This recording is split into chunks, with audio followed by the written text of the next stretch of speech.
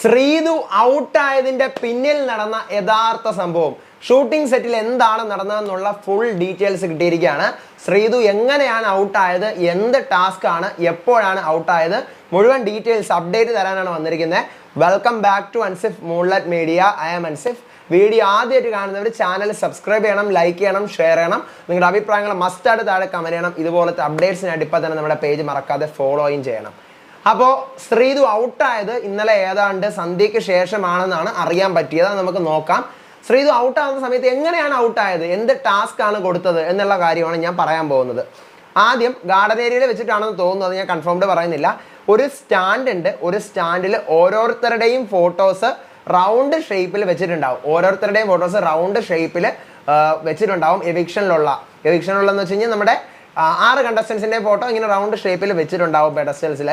അപ്പോൾ എന്നിട്ട് അതിനകത്ത് തെർമോക്കോളിൻ്റെ ബബിൾസ് തെർമോക്കോളിൻ്റെ ബബിൾസ് ഉണ്ടല്ലോ നമ്മുടെ ബീൻ ബാഗിലൊക്കെ ഇടുമല്ലോ, അതുപോലെ ബബിൾസ് ഇങ്ങനെ നിറച്ച് വെച്ചിട്ടുണ്ട്. ബബിൾസ് നിറച്ച് ഇവരുടെ ഫോട്ടോയിൽ ഇങ്ങനെ തെർമോക്കോളിൻ്റെ ബബിൾസ് നിറച്ച് വെച്ചിട്ടുണ്ട്. എന്നിട്ട് അതിൻ്റെ അടിയിൽ ഇങ്ങനെ തൊടുമ്പോഴത്തേക്കും തെർമോക്കോൾ എല്ലാം താഴെ വീഴും. അതിൻ്റെ അടിയിൽ തൊടുമ്പോൾ തെർമോക്കോൾ മുഴുവൻ താഴെ വീഴും. അപ്പോൾ തെർമോക്കോൾ താഴെ വീഴുമ്പോഴത്തേക്കും ഓരോരുത്തരുടെയും ഫോട്ടോസ് ഇങ്ങനെ തെളിഞ്ഞ് ചെറിയ രീതിയിലായിരിക്കും ഇരിക്കുന്നത്. അതിങ്ങനെ തെളിഞ്ഞ് വരും.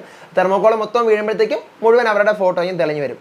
ഈ തെർമോക്കോൾ മൊത്തം വീണിട്ടും ഫോട്ടോ മുഴുവനായിട്ട് ആരുടേതാണോ വരാത്തത്, അതായത് പകുതി ഫോട്ടോ അല്ലെങ്കിൽ മുക്കാൽ ഫോട്ടോ ഒക്കെ വന്ന് നിൽക്കുന്നത് ആരാണോ അവർ ഔട്ടാവും. ബാക്കിയുള്ളവർ സേഫ് ആവും. അങ്ങനെ ജിൻഡോ സേഫ് ആവുന്നു, ഋഷി സേഫ് ആവുന്നു, അർജുൻ സേഫ് ആവുന്നു, ജാസ്മിൻ സേഫ് ആവുന്നു, അഭിഷേക് സേഫ് ആവുന്നു.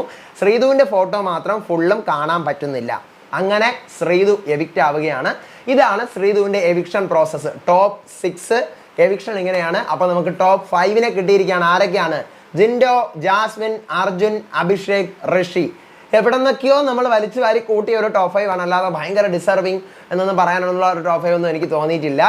ഇതാണ് ശ്രീതു ഔട്ടായ മെത്തേഡ്. അതിൻ്റെ പിന്നിൽ നടന്ന സംഭവം ഇതാണ്. അപ്പോൾ അടുത്ത അപ്ഡേറ്റ് വരാം. ശരണ്യ വന്നിട്ടുണ്ട് ലൈവില്, അതിൻ്റെ വിശേഷങ്ങളായിട്ട് വരാം. അപ്പോൾ അതുവരേക്കും ബൈ ആൻഡ് ടേക്ക് കെയർ.